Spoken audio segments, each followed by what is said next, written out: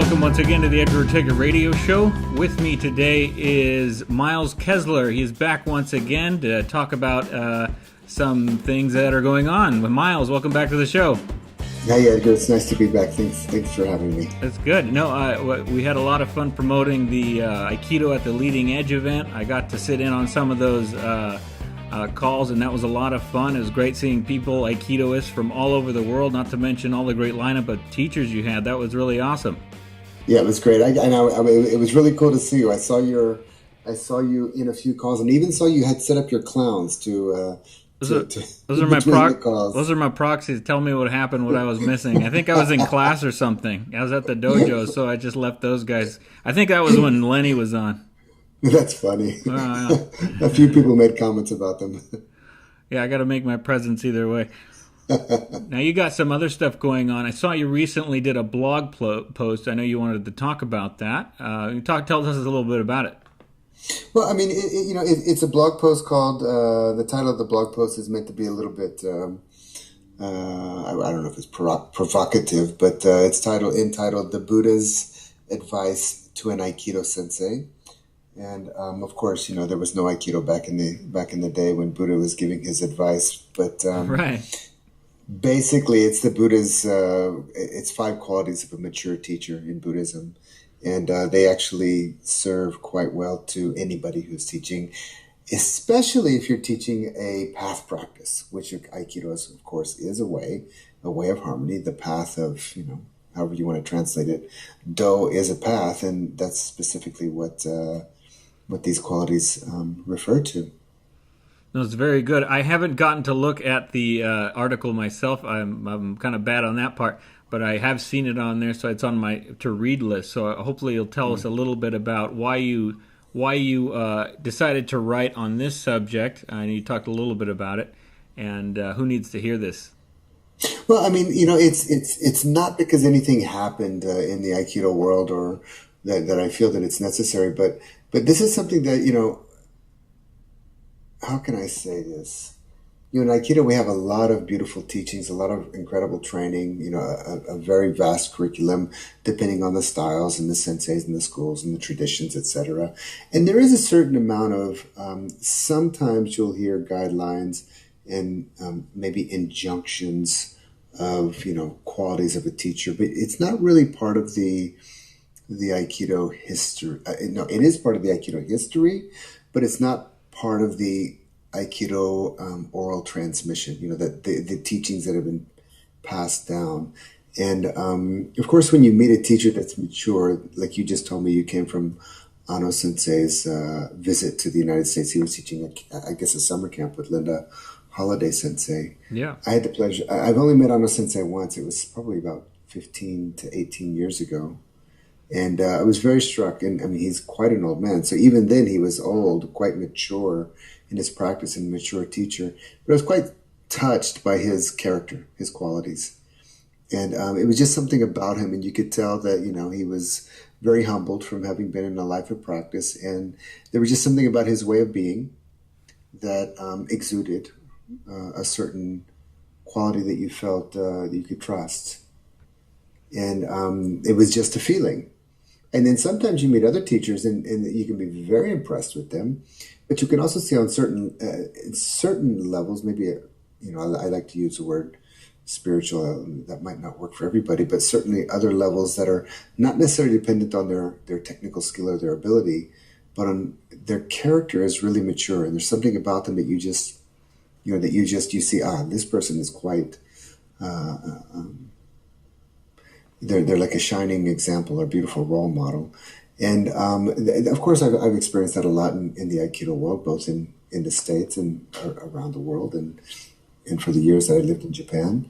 But it wasn't until I went into Buddhism, and specifically with my teacher in Burma. His name is Sayadaw U Pandita, and he gave it is a traditional teaching. It's not his teaching.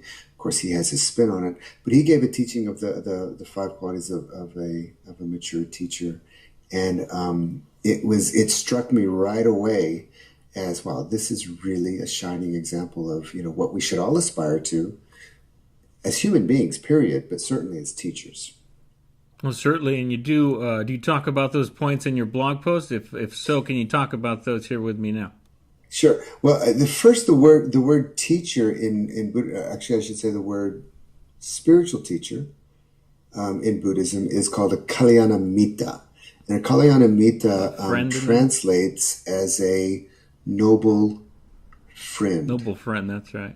Right, and it's very different than this. Like in Japanese, the word sensei is one who's gone before you, which is really beautiful because they're further along in the path. They can actually help guide us Hmm. forward, which is always a beautiful symbol. And it's a different word, by the way, than teacher in English. And student in Japanese is seito if you're like studying something academic at school. But the word deshi, as I'm sure you know, many of the Aikido people know the word deshi.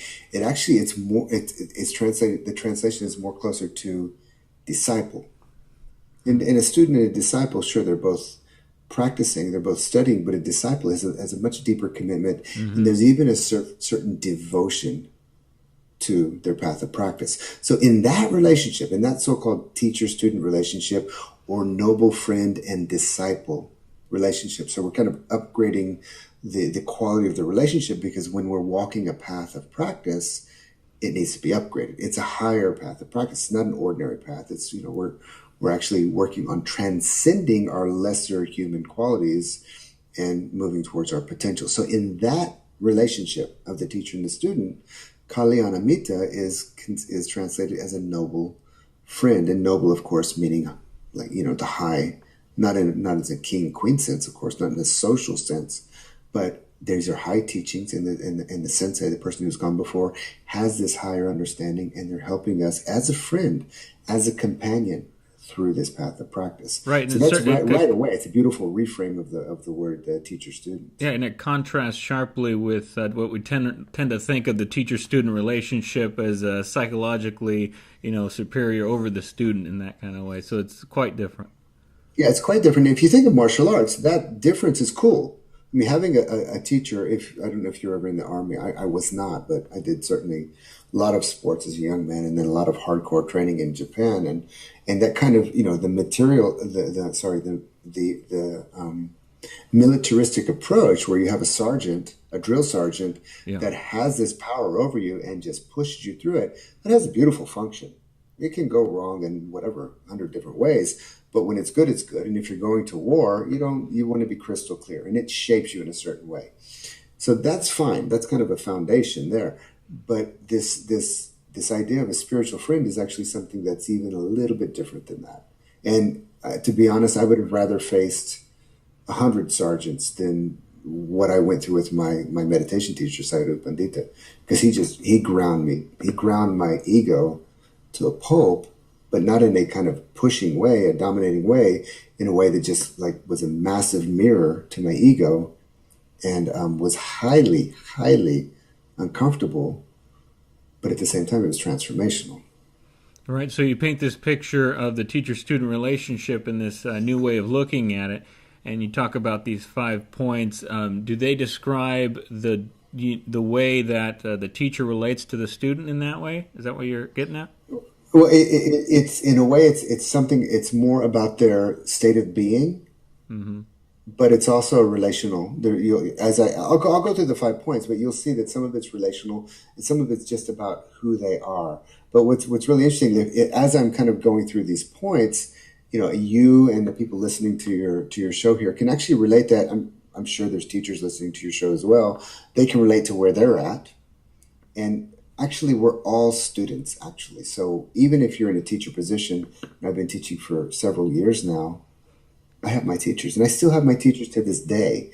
And that's something, we can always kind of relate it up to the teachers that we have, or we can relate it down, if you allow me to use those words, to our students.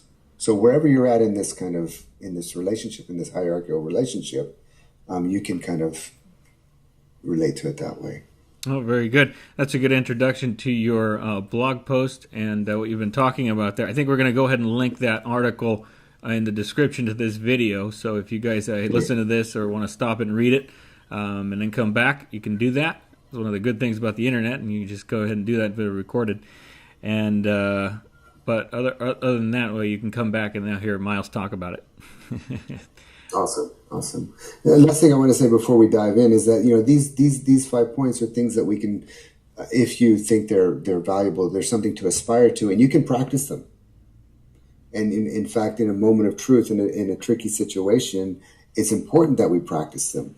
But it's also important to remember that as we mature, these become a natural expression of who we are. So Yeah. when we're less mature, as we are in certain aspects and areas of life, and we're practicing and we're developing and we're growing as human beings over time. But when we're less mature, we use these guidelines, these 5 qualities as guidelines to move us through certain situations. But as we mature, they're a natural expression of who we are. Do you feel like is this something you came upon when you started thinking about it, or is this kind of something you discovered on your own and then kind of decided you had to write about it? What do you mean, Kate? I mean, are these points something that you've always talked about, or is this just something you're discovering now? No, because I started studying with my teacher in Burma in '98, so that's almost 20 years ago. And even this was one of the early teachings that he'd given. I'd heard it quite early, Okay. and right away I understood that this is a compass point. This is a beautiful reference point. And knowing that we're all human beings, and there's a certain tension into between our human imperfections and these higher qualities. And that's fine, that's good. But immediately saw the relevance of it in the Aikido world for several reasons. One reason mainly is because, and this is not exclusive to Aikido at all, but as sometimes teachers as human beings make transgressions, we kind of stumble, or we take a wrong path with a student or with a teaching or with a class or with other people. And we look back and we regret, oh, wow, we shouldn't have done that. Or when I think about these guidelines, I think about my teachers and I think about myself as a teacher with my students. And it's all a learning process. So that's very good. But it's a beautiful reference point to have in relation to that. Now, I didn't really ever, in my Aikido career, some 33 years now, I haven't really experienced any heavy moral or ethical a breach of moral or ethics with a teacher. I just haven't personally. Nor have I had that with my students. But I know in the Aikido world there are stories like that. And I also know meditation's a big passion of mine. In the spirituality world or in the meditation world, there have been many teachers that have actually their communities were destroyed through transgressions. So it's something that we should always and it's not that they lost their position. The teacher loses everything they built up, but people's lives are harmed. People can actually be, psychologically damaged because when we go into a teacher-student role, the student is giving a tremendous amount of power to the teacher. We want to learn from that teacher, so we go and we devote to that teacher. And that is something that needs to be respected and held with a certain, it's a precious thing. And because it's such a precious and special relationship, it has the power to transform. It has the power to mature us into a relatively high level human being, to become to reach our full potential as a human being. And that's a big deal. And when it goes wrong, it can have the opposite effect. It can really be damaging.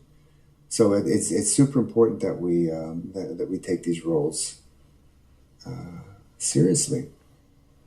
No, of course. Well, you've got me intrigued. I'm sure people that are listening are eager to hear about these 5 points you talked about. Are you ready to share those now? Yeah, sure. So I'll just dive in. You can Okay. stop at any point if you want a little elaboration if you have Sure. questions. Okay, so the first point the first quality of a spiritually mature teacher is that they are lovable. That they are easy. There's just something about them that is lovable. And every teacher, some teachers are teaching more on the wisdom side. Some teachers are teaching more on the compassion side. That's kind of the yin and the yang of teaching approaches. And wisdom teachers usually teach more with truth, more with precision and challenge, that they're challenging the student to go beyond where they're at and reach their potential. Right. Whereas You teachers that mentioned are you teaching, mentioned Ano Sensei earlier, and just with that yeah, first point, it certainly is one of the aspects of his teaching, of just his presence. He has that very lovable presence in everything totally. he says, and you can tell Linda Holiday is his student now, and has been for a while now, and you can tell it, transferring at that dojo in Santa Cruz as well. So I do have a Yeah, reference point totally, for a totally. teacher like that. Yeah, Generally, you don't think yeah. martial arts is a lovable sensei as people think of it, but it certainly is Well, interesting. well, I mean, that's the thing. I mean, again, a teacher can teach through wisdom, which is a really challenging type of teacher, or they can teach through compassion, which is more of a support. So there's always going to be an aspect of challenge and or support in a teacher's approach. But whichever the case, wherever they fit in that spectrum, they're lovable. It's easy for the students to love them. There's just something they can be like, even O Sensei raised hell, as by all accounts, there's lots of stories of him raising hell, and the walls were shaking when he would yell, and he would just scare the crap out of people. But for everybody who came into contact him when he was alive, and even now, he's just something about him that's very lovable. And O Sensei's own declaration, he said that each and every master, regardless of the era or the place, they heard the call, they attained harmony with heaven and earth, and then they taught. And there were many paths that lead to top of Mount Fuji, but there is only one summit, and that summit, he said, is love. No, very good, of So that's course. that's the first quality. They are lovable. Lovable martial arts teacher, or any teacher for Well, anything. any picture. I mean, martial artists Yeah, do tend to be a bit more on the strict and the kind of the challenging side, yeah. Well, which is Aikido kind of certainly fits that kind of way yeah, of sure. thinking as And it's well. natural, and it's good that it's like. I mean, that's the path that we're following. We're walking the path of conflict, not the path of harmony. Harmony is the byproduct, but we're walking the path of conflict. So this kind of strict, challenging side is kind of natural, but the compassion side is also important, and it doesn't really matter which way you approach it. The students tend to just look at that teacher and admire them. That's just, wow, yeah, it's easy to the heart. There's a heart connection there. Absolutely, especially if you spend those years training with that person, there's a connection you make with them anyway. And Exactly, exactly. So that leads us to the second quality of a spiritually mature teacher, and the second quality is that they are worthy of your love. So to be lovable is one thing, but to be worthy of love is something quite different. And this basically means that they hold and adhere to a rather high standard of ethical and moral conduct in speech. So, like again, there's many examples in today's world, both in the West and in Asia, of teachers that were incredibly charismatic. All their students fell in love with them and they followed them. And then the teacher was, having inappropriate relations with some of the students, or taking their money, or using his power over them, or he just crossing red lines, either moral lines that actually harm people, or ethical lines. It's just not cool in that position. So a spiritually mature teacher needs to be, anybody who wants to become a spiritually mature teacher, we need to kind of draw lines. Just go, no, you don't, especially for example, with sexuality, there's certain areas you don't entertain those relations. Now, it's not saying that two adult human beings can't meet each other and fall in love and even enter into a romantic relationship. It's perfectly normal. But it's a tricky balance to find, because when we talk about the teacher and student relationship, the student is giving a tremendous amount of power to the teacher. The teacher is in a position of power. There's already an imbalance there, and it's very easy to misuse that power. So it needs to be held carefully. And again, as I said, a mature teacher is just a natural expression that they don't cross moral or ethical red lines. It's just not in them. They don't have to even guard themselves. It's just a natural expression of who they are. Right. So, is this based on solely on the ethical way they treat people, and just their integrity in general? I mean, to contrast that, how would you talk? Say it's the Judeo-Christians, say love everybody. So is everybody worthy of love, or you're just speaking of the character of the teacher specifically? Well, I mean, I think a teacher does realize that everybody's worthy of love, even though they may not be acting or behaving in that way. Easily lovable. Yeah, right. But the teacher's maturity, they've actually grown to the point where they just don't. If we just talk about morality, if you keep good moral lines and you don't cross them, you won't harm anybody. I mean, the reason for moral and ethical standards is that so we actually create a container that's safe that people can go into and trust and practice and develop and be vulnerable if they need to, be challenged if they need to, but they can trust that it's all for their development. So you've got this beautiful container, and the dojo is totally that. It's a place for practicing the higher way, and that's a big deal, and it needs to be protected. And when you, even if you're using your own internal moral force, when you have certain moral standards or ethical standards, you protect the dojo, you protect the community. You certainly protect other people because you're not going to harm them in any way. You're protecting the art of Aikido.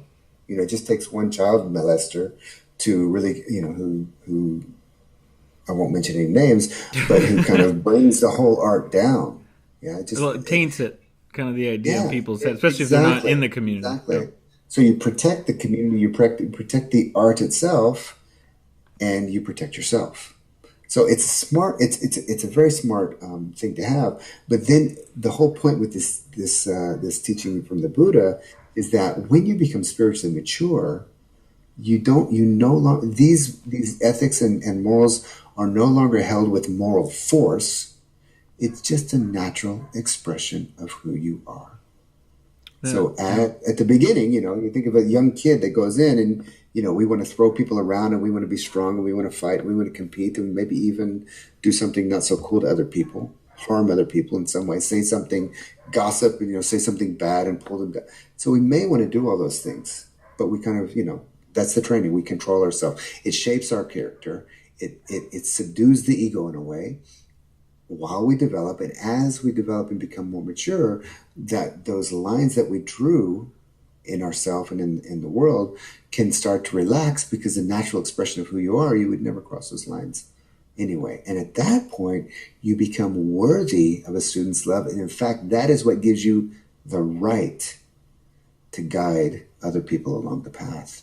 It's like with family, there's certain things you can hear from close friends or family that you may not ever put up with if a friend some stranger or random acquaintance talk to you about that.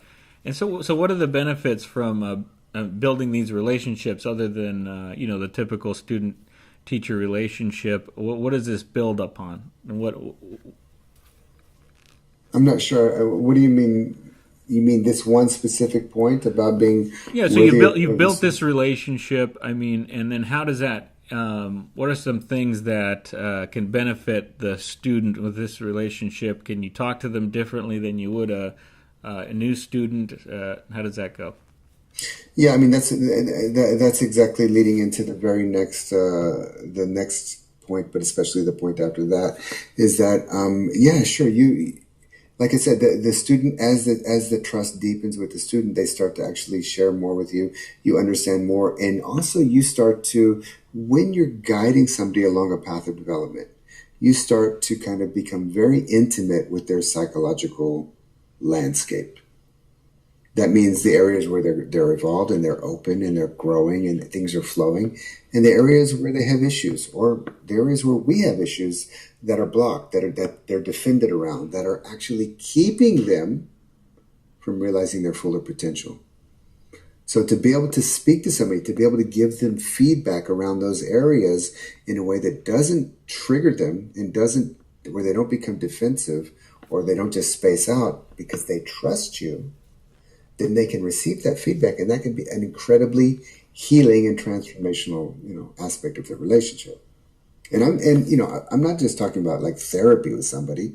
Of course, that happens there. But I'm talking about learning how to do ikkyo, learning how to relax your shoulder, learning how to let go of the fear that all of us have in the midst of a conflict.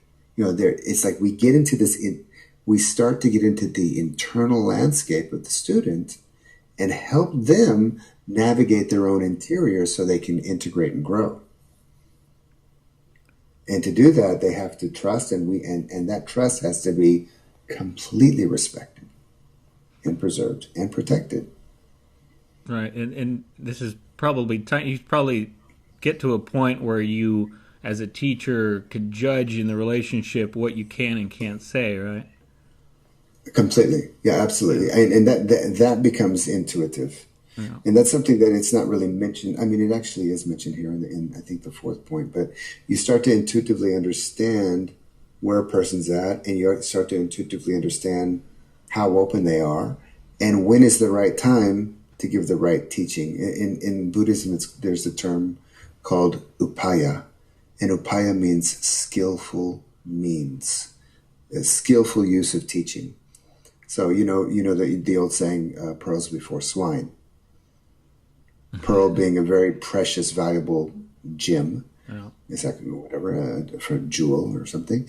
And you put it in front of a pig. A pig just it's like a piece of shit. It is going to eat whatever it's in front of him. He doesn't realize the difference between something highly valuable and something that's just dirt. A pig can't make that distinction. So it's ridiculous to give the higher teachings or the esoteric teachings or even a precious teaching to somebody who's not ready for it. And as you mature as a teacher, you start to sensitively become sensitive, and you intuitively understand where a person's at and what teaching to give them. Because not every Gokyu and not every fifth Q is the same. Some fifth Qs come in as, let's say, a 13-year-old psychological development. Some come in with a 21-year-old psychological development. Some come in with a 50-year-old psychological development, but they might only be 20 years old. Mm-hmm. So you teach. You have to. You intuitively become aware of how you can teach people differently. Some people come as beginners and they've done dance or they've done sports, and their body's already highly integrated. So you can teach them in a way that you might not be able to teach even a second Q who is still learning to integrate their body. Right. So it's quite complex, and you start to develop an intuitive understanding of all this. Now, does this all come from training at the dojo? I mean, obviously, a lot of dojos will have other activities there, but can you really build that relationship with a few hours every week, and then you train, you go home, or is it involved more outside of the dojo? I mean, of course, if you're at a good dojo, the students will help clean and that sort of thing. So you build that, but can all this really be gotten, with 3 hours a week? Well, the key is that you said it involves more, and then you said out of the dojo, etc. But actually, I think it can be in the dojo, it can be out of the dojo. It doesn't matter. Mm-hmm. When we actually make a decision in our life that we're going to walk a path of practice. And a path of practice means that I understand my potential is in my future. I want to commit to that, and I'm going to actually take on practices and walk that path. That could be purely Aikido. You just go to, you could just do that in the dojo, and that's all you do.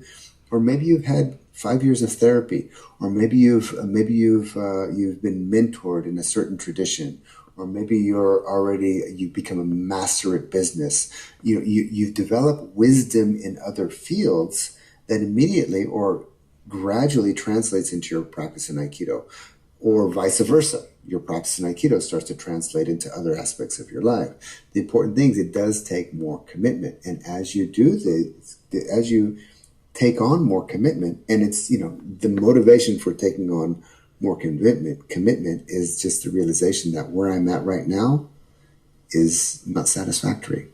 There's a certain suffering to it. There's a certain anxiety about it. It's like, no, this is, and there's something in you that knows that it doesn't have to be this way. And you hear the call of something greater. You see Sensei's picture, or you read a poem in Aikido, or you just realize that there's something more that you can become that will help you overcome become free from the anxiety or stress that you have in your life, your current situation, and will lead you into something greater that's more free, liberated, and integrated.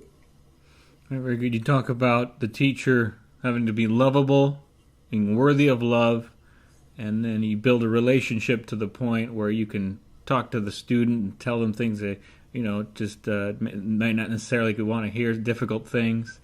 Great. So that brings us to the third point. The first point, as you said, lovable. The second one is worthy of that love. And the third point is that a mature teacher, is deeply experienced in both practice and theory. Oh. So this is most Aikido teachers are deeply experienced in practice. Oh my God, we practice. And we don't talk too much theory. Some teachers talk more. Saito Sensei actually talked a lot. He didn't talk theory, he taught a lot, which was unusual for Japanese, because in Japan it's usually shut up and train. Westerners, some teacher will talk more, some will talk less. It doesn't matter. But the point is, there has to be a certain amount of theory, because the theory is like the map. The practice is the territory. We all know the map is not the territory. So if you're just blah, blah, blah, talking theory all the time, it doesn't mean anything. It's just kind of like an intellectual masturbation. You have to practice, and it's really about practice. But the practice alone, it doesn't necessarily take you there. The theory gives you direction. It gives you orientation. It helps you understand what's a waste of time. It helps you understand what areas do you need to integrate into your practice, and where's the goal? What's the direction? And how do we get there? That's the theory of the practice. Yeah, one simple theory in Aikido and certainly in traditional Japanese martial arts is the theory of Shu, Ha, Ri. The 3 stages of mastery on the path of practice. Shu is that conformity stage where you spend 4 or 5 years copying the forms. Ha is the application stage where you start to take those forms and try them in new, different, applying them in interesting new situations. And you start to take the formula and apply it to real life. That's the next stage. And the third stage is Ri, and that's the liberation stage where you start to be creative in your own Aikido. That's a theory. That's a theoretical frame. And there's a whole series of practices that go along those three stages. If somebody's at the first stage, you don't give them third stage practices. So that's how the theory is incredibly important, because it frames and structures the path of practice. But we have to practice. And a spiritually mature teacher, a mature teacher, will be deeply experienced, not just in practice, but also in theory. And a mature teacher can always explain to you the theory of the practice, and they can always demonstrate to you the practice of the theory. All right. Now, what are the fruits of all this? Say you've built this relationship with such a teacher, or you found somebody that possesses all of these qualities. What are the benefits of that compared to the way we typically think of a teacher being, if we find one like that? Well, I think so. Even in typical teacher-student relationships, occasionally this is exactly what happens, and it's simply when we see somebody that we're inspired by, Edgar, what we're seeing. Think of somebody in history, Abraham Lincoln, or pick some human being that's like, my God, this guy was amazing. Could be a spiritual figure. It could be like Lincoln, a political figure or whatever. Nelson Mandela, I don't know.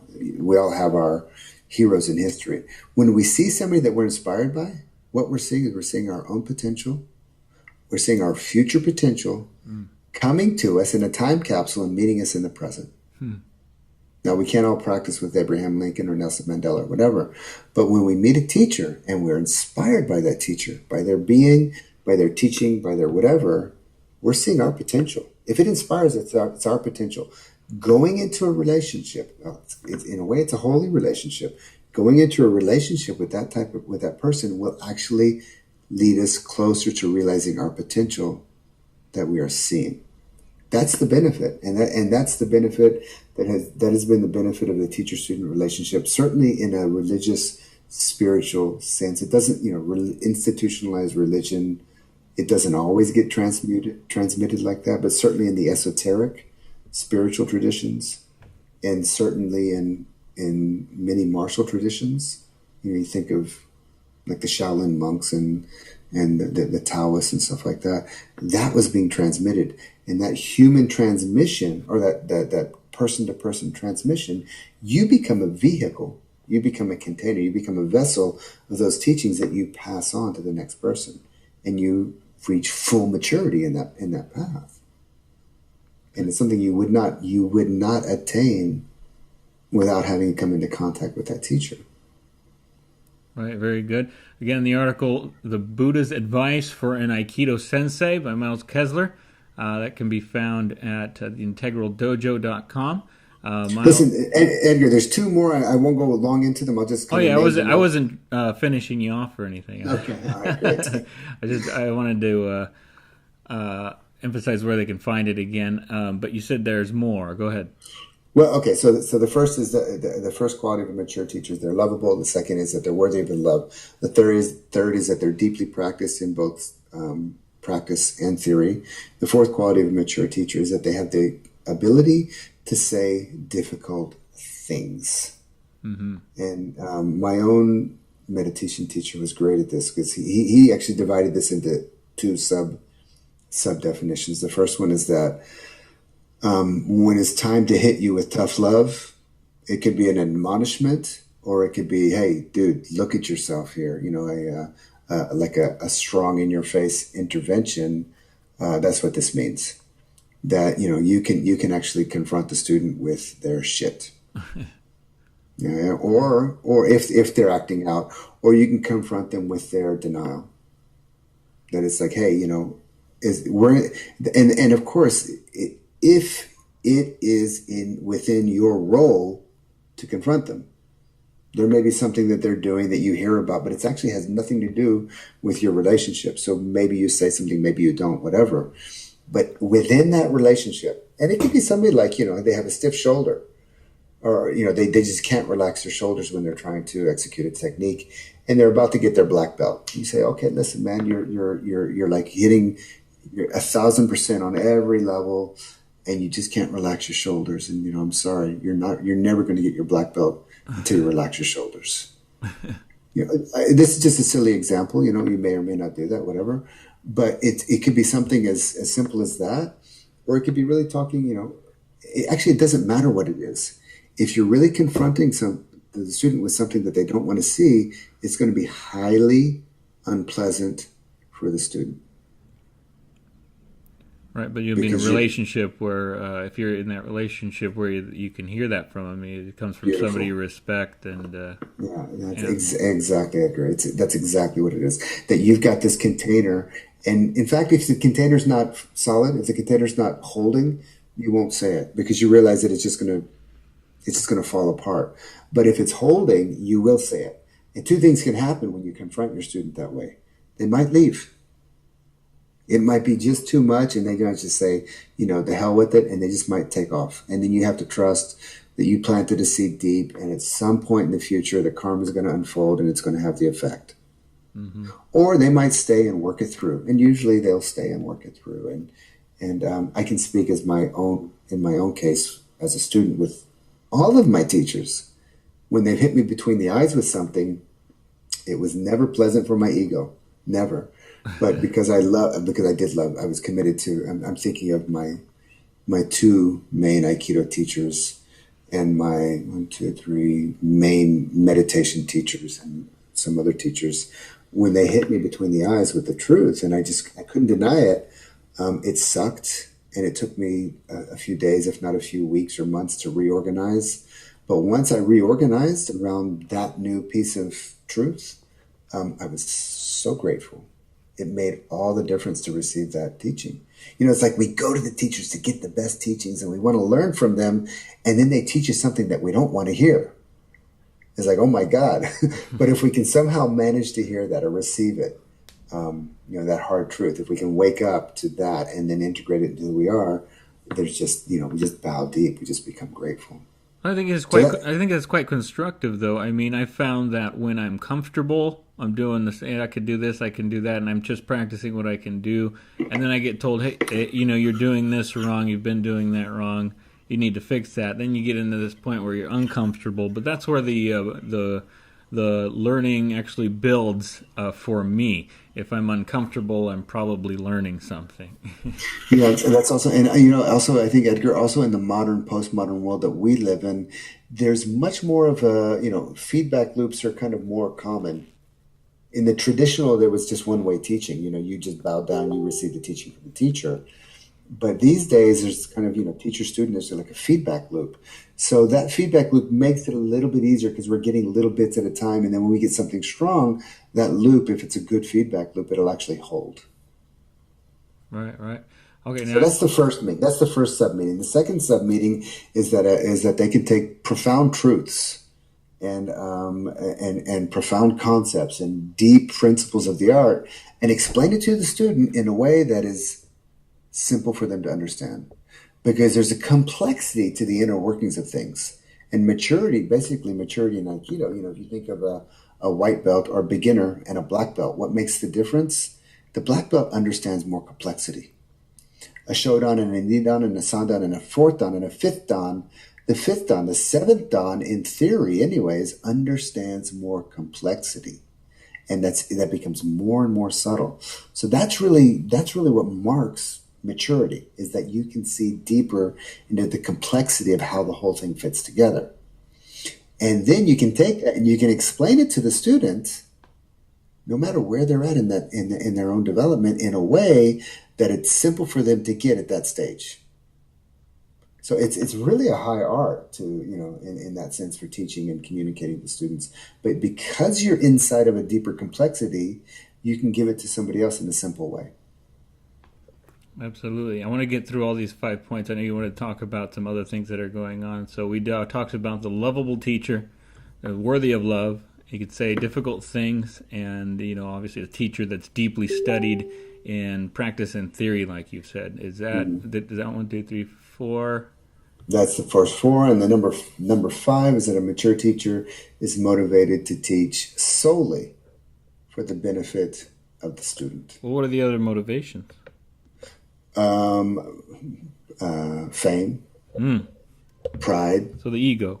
monetary gain, Sure. maybe a little sexual favors here and there. The psychological. But the student, I'll give you something really simple. As a teacher, especially if you're running a dojo, it's a lot of work to run a dojo, to keep it going. You might show up one night and just a few people show up to class. And it's very easy to go, God damn it, where are the other students and what's going on? Okay, that's human, but that's human, or you put on a seminar and you get fewer people from your dojo than you thought. There could be 1,000 reasons why. It doesn't even matter. But it's hard to do this as a teacher, but a teacher should never emotionally manipulate the students to train more.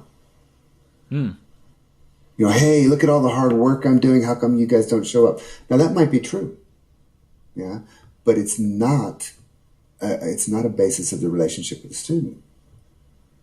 And and we can learn a lot if we ever fall into that situation. It's a beautiful moment to reflect on. Okay, what's going on here in the relationship?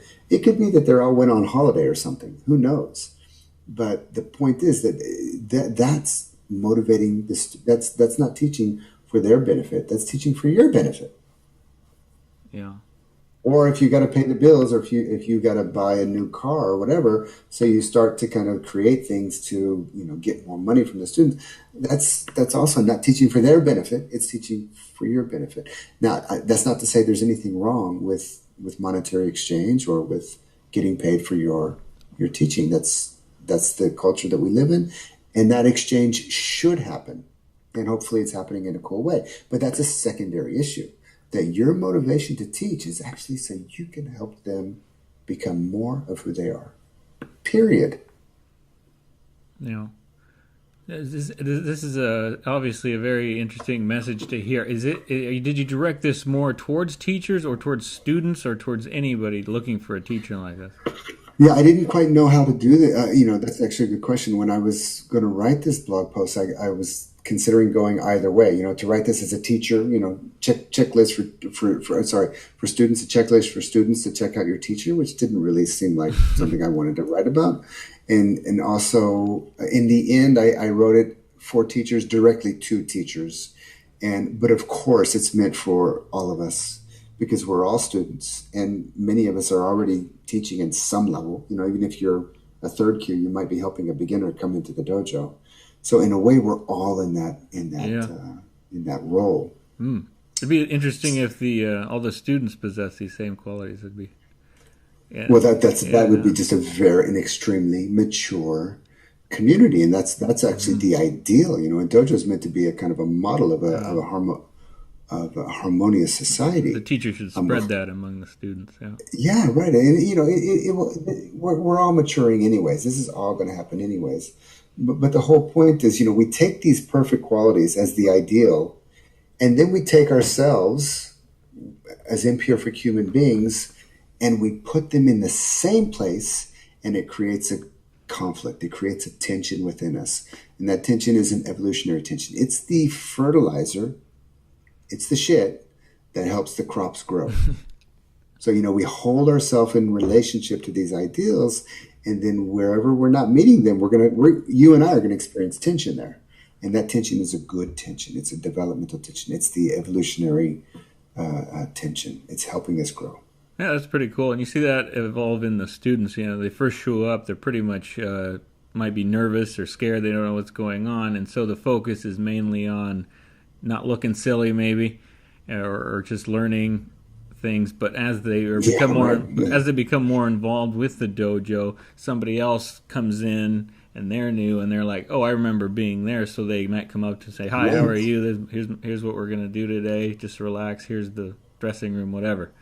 Exactly. Or they might help the kids class, or there might there's always something.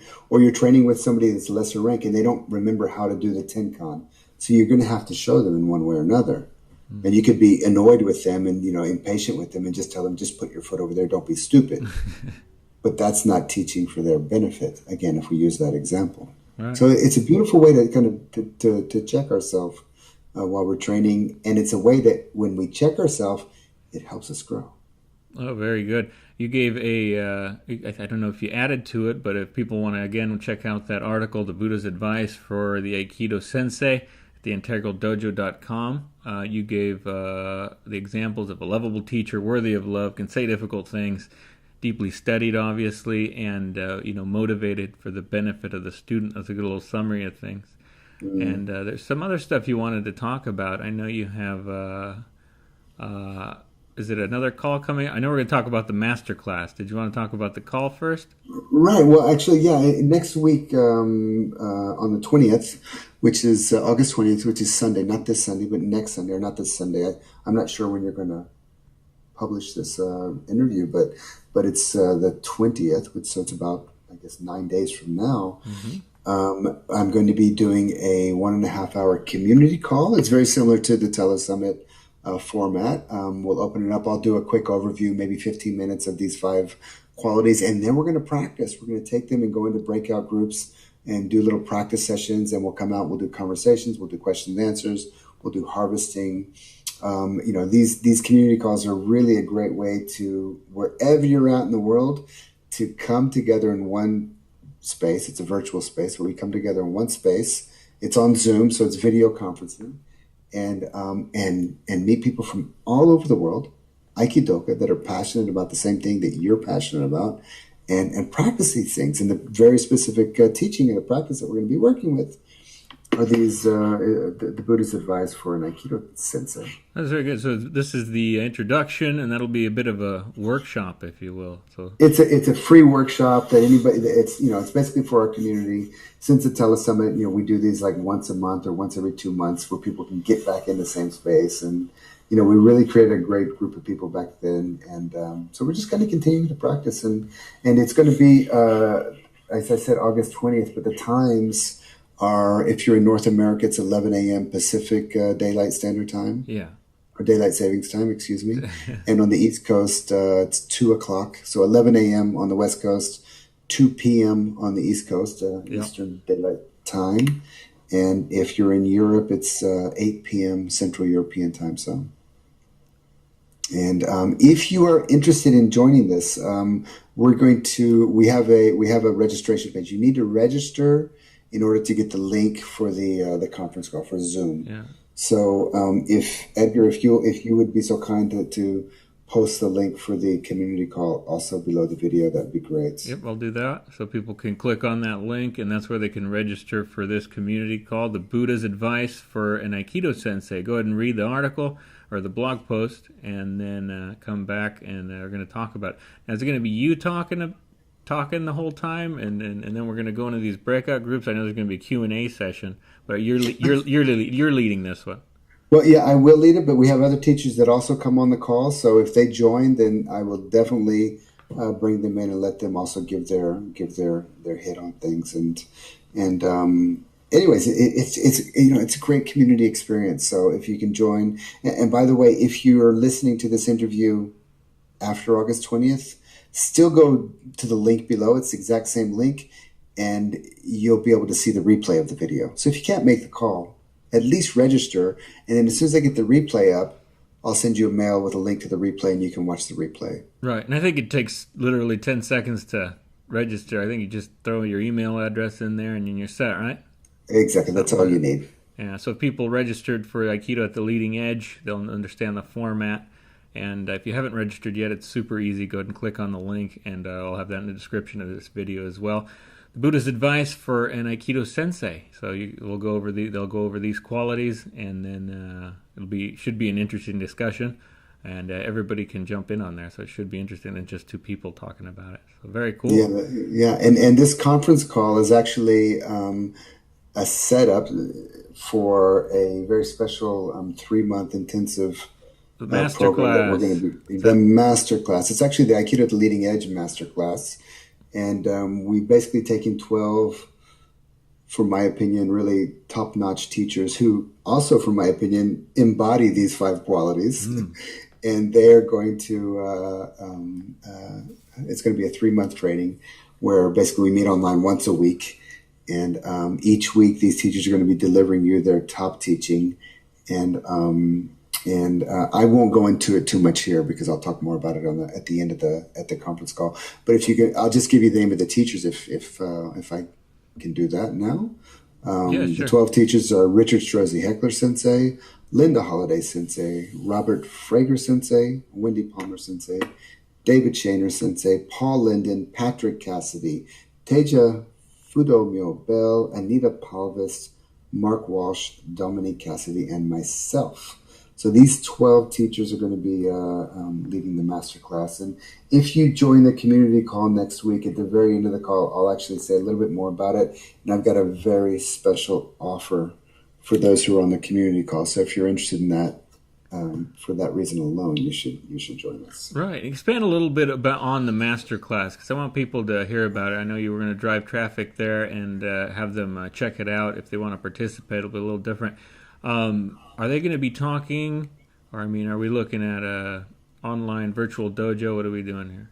Yeah, it's an online virtual dojo. Basically, it's each week we gather live with one teacher each week. Each week is a different teacher, and that teacher is going to teach for about 30, 40 minutes, and then we practice. And then that teacher is going to put us into practice, usually different breakout groups. It's virtual, so it's conversational practice, but it completely relates to your Aikido, and it even more relates to your daily life. So it's really taking the principles of the art.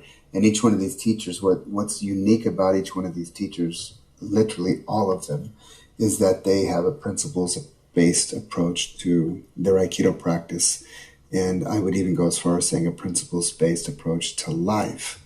And they have the ability and the capacity to turn around and help us understand that.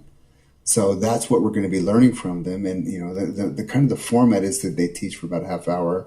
They give us practices. We go into the breakout rooms, we practice, we come back, we do a harvest and question and answer, and then we get homework, something to carry us through to the next week. And there's also going to be, you'll have your own kind of learning pod where you meet once a week, and there's going to be online forums and stuff like that. So it's basically it's 3 months. It's not too demanding because it's once a week, But then also in the middle of the week, sometime you'll have if you've got the time to have a discussion with one of your learning pod mates that carries the practice more into your daily life, and it's going to be a really great program. You'll be able to see all that coming up within the.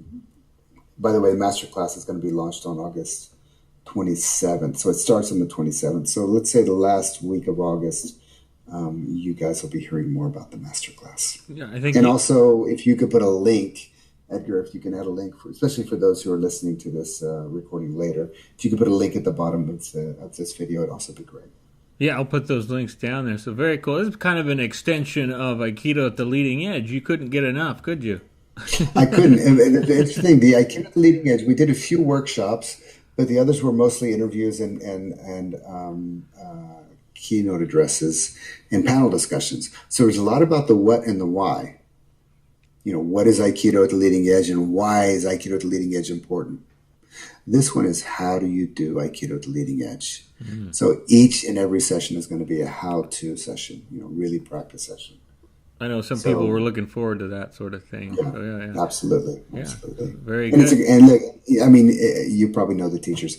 It's an amazing lineup. So we'd love to have you with us. There's several names on there I recognized. I think I've been to seminars with some. It should be fun. Miles, thanks for coming and talking about your blog post. I mean, we talked about a lot on there. Actually, it's great that you got to talk about that. And then we're going to get to expand that with the community call and all the people that'll end up being on there. And you guys will get to break out in groups and stuff on the community call. It'll be August 20th. That's a Sunday, I think. 11 p.m. Pacific, 2 p.m. Eastern. And Edgar, I want to thank you very much for having me again for, I think it's the third time you've had me here.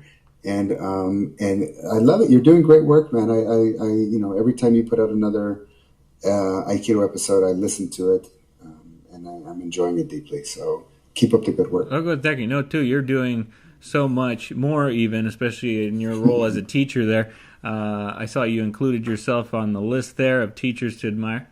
And then people that are on the masterclass list, it should be an amazing event, and you guys will get to hear more about that at the end of the call. We said that was the August 20th, right? And then you guys can the community call is August 20th, correct? Yeah, and you guys can register for that, and at the end he's going to do a very special offer for people that might be interested in the master class, which I think people are looking forward to. Lots of great teachers are going to be involved, and we get to learn from them, work on our internal Aikido that powers the external techniques and stuff we all know and love. Miles Kessler, thanks so much for talking. You're talking to me from Tel Aviv again? Yep. I'm in Tel Aviv. My wife and my 4-year-old and my newborn baby daughter are in the next room sleeping. It's getting a little bit late here, but we're doing good. Hey, Edgar, maybe I can finish off with one quote from the Buddha just to kind of wrap everything up. So the Buddha, this is from the Dhammapada. He says, "Love yourself and be awake. First, establish yourself in the way, then teach others. To straighten the crooked, you must first do a harder thing. You must straighten yourself. You are your only master. Who else? Subdue yourself and discover your master." Sounds familiar. Great, Edgar. Yeah, true victory is victory over yourself. Kind of ties in with that as well. Exactly. Miles Kessler from Tel Aviv. Integral... I'm going to get the website wrong. IntegralDojo.com. TheIntegralDojo.com. You guys can check out his article there as well. The online call coming up, and then the masterclass. You've got your hands full here. Thanks so much for taking time to talk about it. I'm happy to promote it. Edgar, thank you so much for all your work. I appreciate it. All right.